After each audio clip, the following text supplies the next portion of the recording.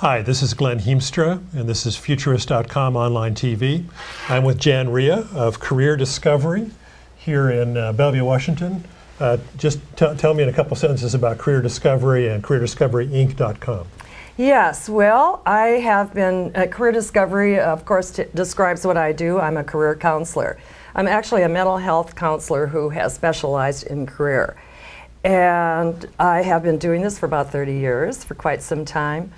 I have focused mainly on working with people in divorce transitions and providing information and documentation to the courts so that the non-earning or lesser earning spouse can get maintenance for training. And that's how maintenance is determined in this state, the state of Washington. Okay. Well, today what we want to focus on is primarily so the people who come to you who are kind of in an aging bracket. You know, one of the most dominant trends that we see coming, and we're both indicative of this, I think, is people who are people who are in the mature level, who are approaching really the age when people really formally started thinking about retirement. What are you seeing from people coming to you who are approaching, let's say, 55 or approaching 60, and they realize they probably have to keep working? What are some of the issues and trends that you're seeing, and what is some of the advice that you're giving them? Well, one of the things that has to start is people are going to have to change their mindsets, as you well know. How so? In terms of the fact that we have been given this mindset that came out of the mid-30s with the Roosevelt era about the whole idea of retirement at 65, which is an artifact of the manufacturing age, and has not served us well, and obviously won't be, because we have twice more people who are in the upper end of the baby boomers than we have under 40. Twice I didn't know that. Okay. More.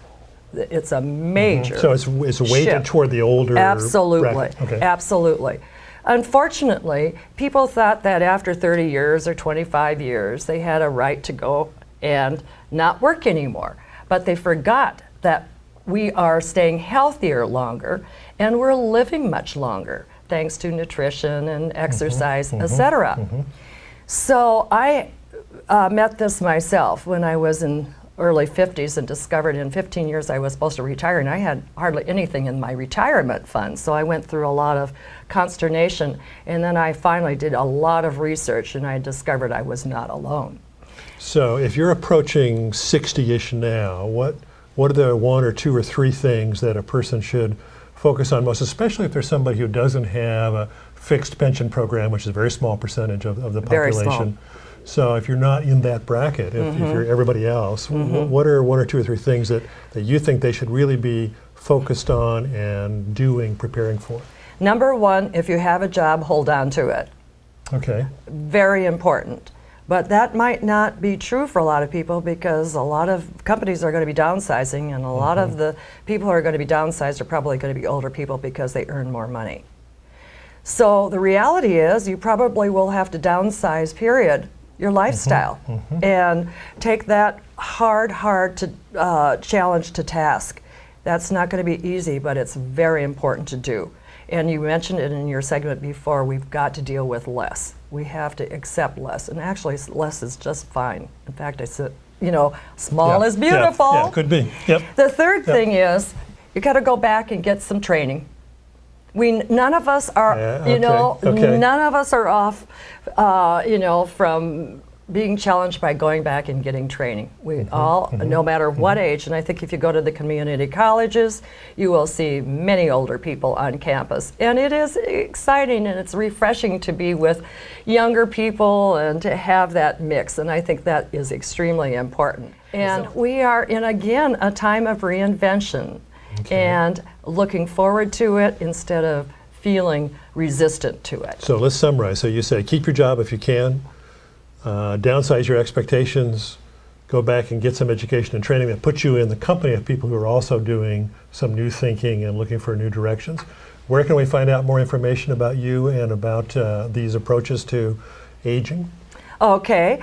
One book I would like to recommend is Helen Harkness' Don't Stop the Career Clock. Okay. She is very, very inspiring. And on my website, careerdiscoveryinc.com. I have actually an interview on the site about aging and what to do. And I will be continuing to do these kinds of mini broadcasts, and we'll continue talking about these subjects. Well, thank you, Jan. I've been talking with Jan Reha. This is Glen Hiemstra. Her company is careerdiscoveryinc.com. And I'm Glen Hiemstra for Futurist.com online TV. Thank you very much.